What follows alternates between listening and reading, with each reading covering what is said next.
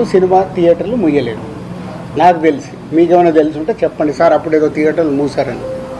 ఈ రోజు వరకు కోవిడ్లో తప్పితే ఎప్పుడు థియేటర్ క్లోజ్ చేయరు. సినిమాలు రిలీజ్ ఉంటే సినిమాలు వేసుకోవాలనుకుంటారు ఎగ్జిబిటర్, మూసుకుంటే వాళ్ళకే నష్టం.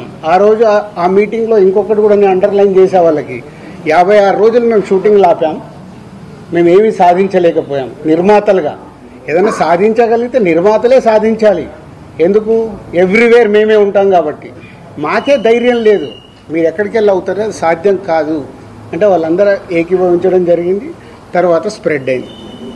డిస్ట్రిబ్యూటర్స్ మీటింగ్లో వాళ్ళు కాల్ తీసుకున్నారు, బంద్ వద్దు, బంద్ టాపిక్ లేకుండా వాళ్ళ ప్రాబ్లమ్స్ ఏమున్నాయో పెట్టండి. తర్వాత ప్రొడ్యూసర్స్ మీటింగ్ జరిగింది. ప్రొడ్యూసర్స్ మీటింగ్లో ఆ రోజు నేను పార్టిసిపేషన్ చేయడం జరిగింది. ప్రొడ్యూసర్స్ అందరం కూడా యునానిమస్గా ఎగ్జిబిటర్స్కి ప్రాబ్లమ్స్ ఉన్నాయని చెప్తున్నారు. అది మనం మాట్లాడుకొని వాళ్ళని ఎలా సాల్వ్ చేసి ముందుకు తీసుకెళ్దాం. థియేటర్లు ముయ్యడాలు చెయ్యడాలు వద్దు, జాయింట్ మీటింగ్ పెట్టండి, జాయింట్ మీటింగ్లో క్లారిటీగా ఇది చెప్పుదామని. సో జాయింట్ మీటింగ్కి 23 అనుకున్నారు, 24 పెట్టారు. ఈ లోపలనే ఈ ఎపిసోడ్ అంతా ఇంకొక సైడ్ డైవర్ట్ అయింది. అది మీ అందరికీ తెలిసిందే. కళ్యాణ్ గారి సినిమా మీదకి ఇది డైవర్ట్ అయ్యి కళ్యాణ్ గారి సినిమాని ఇలా అనుకుంటున్నారు. దాంట్లో మేబీ నా పేరు డైరెక్ట్గా ఎక్కడా రాలేదు కానీ ఇండైరెక్ట్గానే వచ్చిందని అందరూ చెప్తున్నారు. కళ్యాణ్ గారి సినిమా ఆపే దమ్ము ధైర్యం ఎవ్వడు ఆలోచించడు. ఎందుకంటే ఫస్ట్ థియేటర్లు బేసిక్గా ముయ్యరు. ఈ రోజు వరకు థియేటర్లు ముయ్యడం అనేది నా 30 ఏళ్ళ సర్వీస్లో నేను చూడలే. షూటింగ్లు ఆపుకున్నాం. ఎందుకు? మా బాధలు ఉన్నప్పుడు ఆపుకొని ఏదైనా సాల్వ్ చేసుకోవటానికి. కానీ థియేటర్లు ముయ్యడం అనేది ఈ రోజు వరకు జరగల. అది ఎపిసోడ్ కాస్త కళ్యాణ్ గారి సినిమా మీదకి తీసుకెళ్లారు. గవర్నమెంట్స్ కూడా అలాంటిదే కమ్యూనికేట్ చేశారు మధ్యలో. సో ఎవరు అడ్వాంటేజ్లు ఏమున్నాయో ఇక్కడ తెలియదు. అడ్వాంటేజ్లు ఉన్న వాళ్ళు భయంతోనో భక్తితోనో కమ్యూనికేషన్ రాంగ్గా కమ్యూనికేట్ అయింది.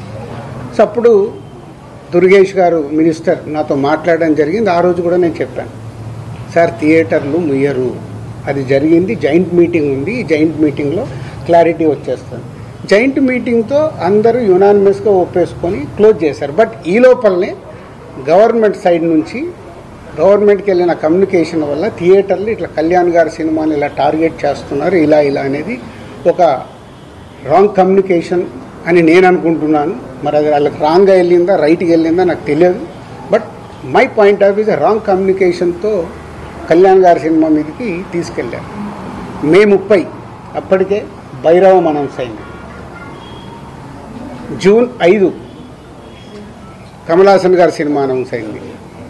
జూన్ 12 కళ్యాణ్ గారి సినిమా ఉంది. జూన్ 20 కుబేరా ఉంది. సో ఈ నెలంతా కంటిన్యూగా సినిమాలు ఉన్నాయి. అలాగే జూలై 4th మేము ముందు తమ్ముడు అనుకున్నాం, మన కింగ్డమ్ అనౌన్స్ చేశారు. దానికి మేము ఇంకా జూలైలో ఇంకో డేట్ చూస్తున్నాం. ఇలా జూన్, జూలై, ఆగస్ట్, సెప్టెంబర్ కంటిన్యూగా సినిమాల ఫ్లో ఉంది. ఈ టైంలో ఇండస్ట్రీని ఎలా మనం కాపాడుకోవాలి ఉన్న సినారియోలో ఏప్రిల్, మే అనేది is a main season for film industry. Total మనందరికీ తెలుసు ఏప్రిల్, మే టోటల్ థియేటర్లు మూతపడ్డాయి. మేబీ సినిమాలు సరైన సినిమాల్ని మనం ఆడియన్స్కి ఇవ్వక, ఐపీఎల్ వల్ల ఏ కారణం చేతైనా